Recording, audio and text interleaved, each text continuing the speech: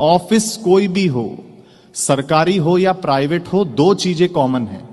मैं केवल पहली बोलूंगा, दूसरी नहीं बोलूंगा। दूसरी जो समझ जाएंगे केवल वही लोग तालियां बजाइएगा। ऑफिस कोई भी हो, सरकारी हो या प्राइवेट हो, दो चीजें कॉमन है। पहली ये कि बॉस को लगता है कि एम्प्लॉय को कुछ नहीं आता है।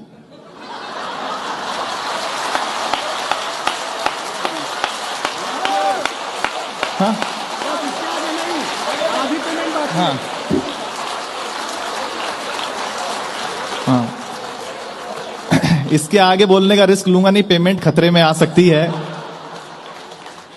मैं तो सर आपको बताऊं कि मैं भी काफी साल कॉर्पोरेट में मैंने काम किया, तो हम लोगों के RNR होता था, रिवॉर्ड एंड रिकॉग्निशन प्रोग्राम। वहां पर हमें एक स्पोर्ट्स साइकिल मुझे दी गई, मेरे परफॉर्मेंस अच्छा था, तो उसमें सर कैरियर ही नहीं था।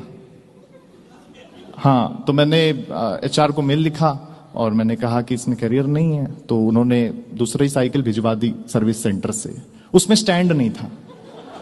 तो मैंने कहा ये क्या माजरा। तो HR ने बड़ी अच्छी बात बताई, बोले रोहित, कॉर्पोरेट का सिंपल सा रूल है कि अगर कॉर्पोरेट में करियर बनाना है तो स्टैंड कभी मत लेना।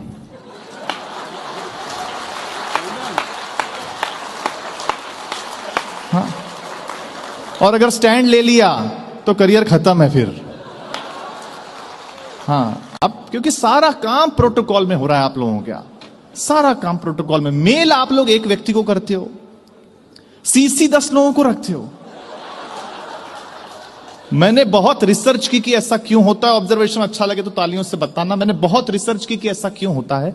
तब मुझे पता चला कि अगर आगे जाके कोई गड़बड़ हुई तो 10 लोगों का नाम लिस्ट में होना चाहिए कि सबकी वजह से हुआ है।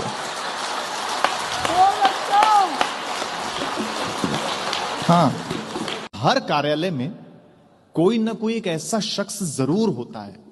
आप क्या है नहीं मुझे नहीं पता, लेकिन अधिकांश कार्यालय में होता है कि जो ऑफिस टाइम के बाद भी ऑफिस में बैठा रहता है और काम करता रहता है। हाँ, अब होता क्या है कि बॉस को लगता है कि सबसे ईमानदार एम्प्लॉय यही है, लेकिन अक्सर ऐसा होता नहीं है। हाँ, अब ऑब्जर्वेशन सुनना, बात अच्छी लगे तो सभी की तालियां बजाना। बताऊं, जो बहुत देर तक ऑफिस में बैठता है उसके केवल दो कारण हैं, या तो बीवी से तंग है या फिर ऑफिस में किसी के संग है। हाँ, बहुत बहुत धन्यवाद, बहुत बहुत धन्यवाद। आइए दिनेश बावरा जी आपको आएंगे। बेसिकली वो गोरखपुर से हैं, मुंबई रहते हैं, और गोरखपुर भी बड़ा अद्भुत प्रदेश है। मुझसे बता रहे थे कि रोहित, हमारा गोरखपुर इतना गजब है कि गोरखपुर में हमारे एक लड़के ने आईफोन बेच करके कट्टा खरीद लिया। हाँ, कट्टा समझते ना आप लोग, रिवॉल्वर। हाँ, इन्होंने तो बताया कि आईफोन बेच करके कट्टा खरीद लिया। मैंने कहा भैया फिर क्या किया? बोले कट्टा दिखा दिखा के 10 आईफोन जमा कर लिया।